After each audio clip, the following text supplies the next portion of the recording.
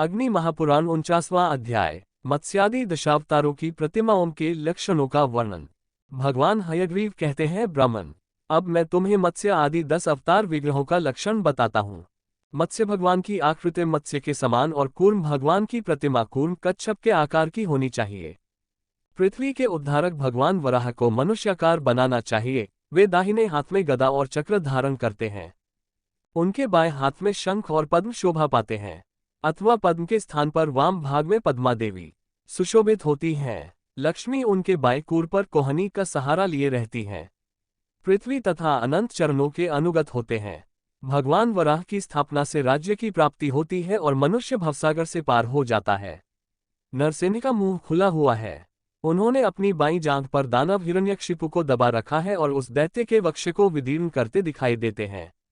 उनके गले में माला है और हाथों में चक्र एवं गदा प्रकाशित हो रहे हैं। वामन का विग्रह छत्र एवं दंड से सुशोभित होता है, अथवा उनका विग्रह चतुर्भुज बनाया जाए। परशुराम के हाथों में धनुष और बाण होना चाहिए। वे खड्ग और फरसे से भी शोभित होते हैं।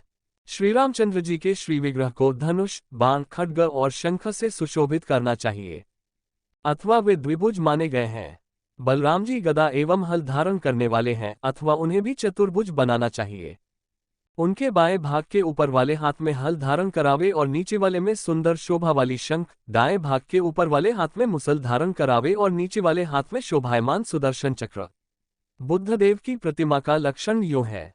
बुद्ध ऊंचे पद में आसन पर बैठे हैं। उनके एक हाथ में वरद और दूसरे में अभय की मुद्रा है। वे शांत स्वरूप हैं। उनके शरीर का रंग गोरा और कान लंबे हैं। वे सुंदर पीत वस्त्र से आवृत हैं।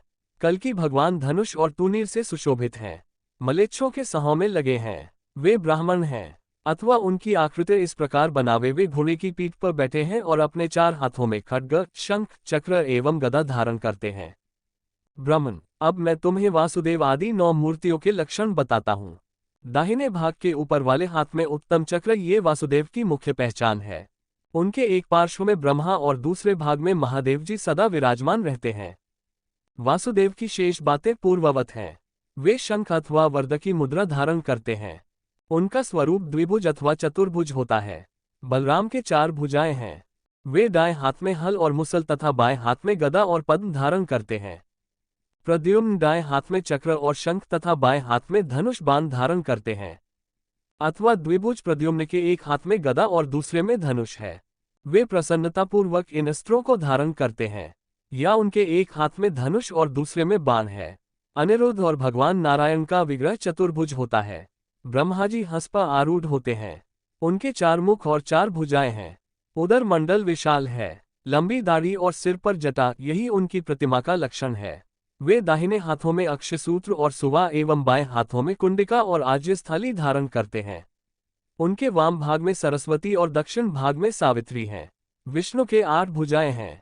वे गरुड़ पर आरूढ़ हैं। उनके दाहिने हाथों में खड्ग, गदा, बाण और वरद की मुद्रा है।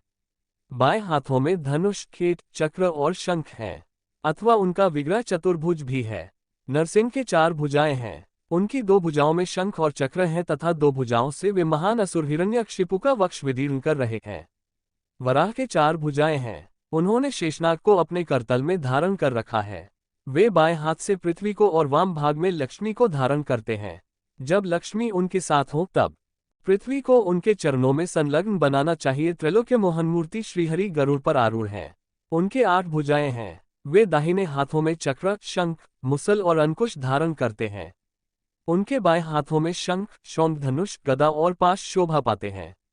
वाम भाग में कमलधारिणी कमला और दक्षिण भाग में वीणाधारिणी सरस्वती की प्रतिमाएं बनानी चाहिए।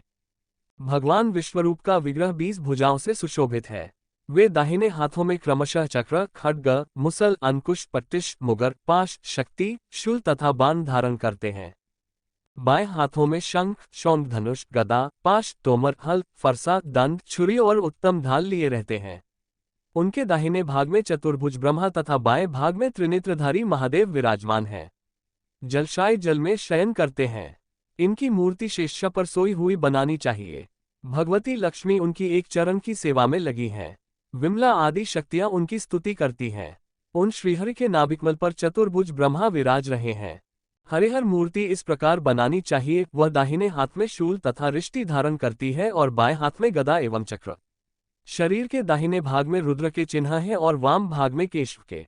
दाहिने पार्श्व में गौरी तथा वाम पार्श्व में लक्ष्मी विराज रही है। भगवान हयग्रीव के 4 हाथों में क्रमशः शंख, चक्र, गदा और वेद शोभा पाते हैं। उन्होंने अपना बायां पैर शेषनाग पर और दाहिना पैर कच्छप की पीठ पर रख छोड़ा है। दत्तात्रेय के 2 बाहें हैं, उनके वामार्ह में लक्ष्मी शोभा पाती है। भगवान के पार्षद विश्वक्सेन अपने 4 हाथों में क्रमशः चक्र, गदा, हल और शंख धारण करते हैं। इस प्रकार आदि आग्नेय महापुराण में मत्स्यादि दशावतारों की प्रतिमाओं के लक्षणों का वर्णन नामक 49वां अध्याय पूरा हुआ।